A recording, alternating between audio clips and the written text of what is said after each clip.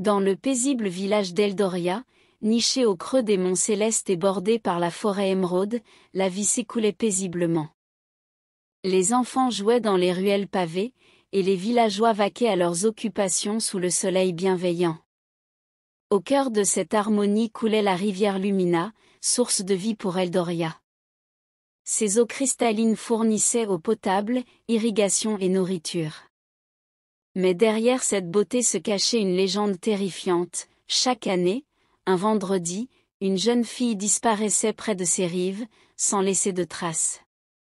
On disait que les esprits de la rivière exigeaient un sacrifice pour apaiser leur colère. Dans ce village vivait Lyra, une jeune orpheline de 15 ans. Son père, Théron, avait épousé une femme nommée Morwen après la mort de sa mère. Morwen détestait Lyra et la traitait comme une servante. Lyra travaillait sans relâche, tandis que Morwen passait ses journées à la critiquer.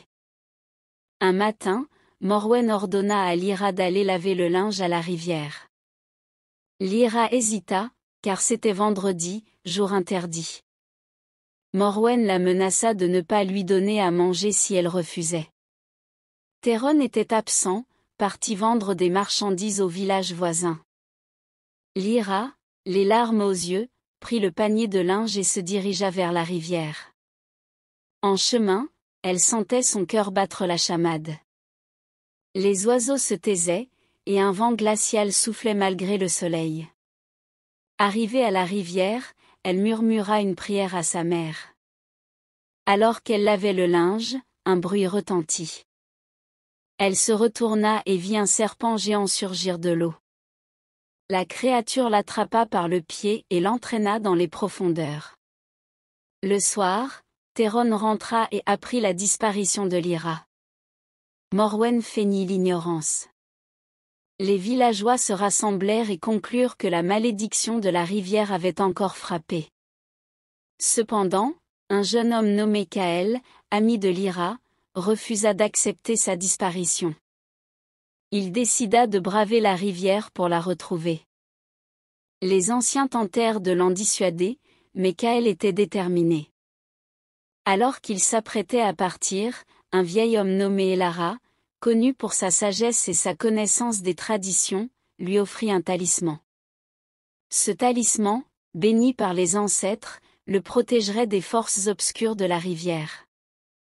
Le vendredi suivant, Kael se rendit à la rivière. Il scruta les eaux sombres et aperçut une ombre massive. Il plongea et suivit la créature jusqu'à une grotte sous-marine. Là, il trouva Lyra attachée à un rocher. Avant qu'il ne puisse la libérer, le serpent réapparut. Un combat féroce s'ensuivit. Kael parvint à blesser mortellement la créature, qui se transforma en une vieille femme, une sorcière. Elle révéla que chaque fille capturée était torturée et sacrifiée lors d'un rituel. Après avoir libéré Lyra, Kael découvrit des traces de rituels sombres dans la grotte. Il comprit que les sorciers utilisaient les jeunes filles pour renforcer leur magie noire. Kael ramena Lyra au village. Les habitants furent stupéfaits. Théron courut vers sa fille, fou de joie. Kael déclara que les sorciers devaient être arrêtés. Les sorciers, furieux, attaquèrent Kael dans sa chambre. Mais Kael possédait une force extraordinaire et les repoussa. Il les poursuivit jusqu'à la forêt, où une bataille acharnée s'engagea. Le lendemain, plusieurs anciens du village, impliqués dans les pratiques maléfiques, tombèrent malades et moururent. Morwen, rongé par le remords, implora le pardon de Lyra, qui le lui accorda. Théron divorça de Morwen. La paix revint à Eldoria. Quelques années plus tard, Lyra et Kael tombèrent amoureux et vécurent heureux, entourés de leurs proches. Leur union symbolisait la victoire du bien sur le mal. Leur histoire devint une légende, rappelant à tous le pouvoir du courage, de l'amour et du pardon.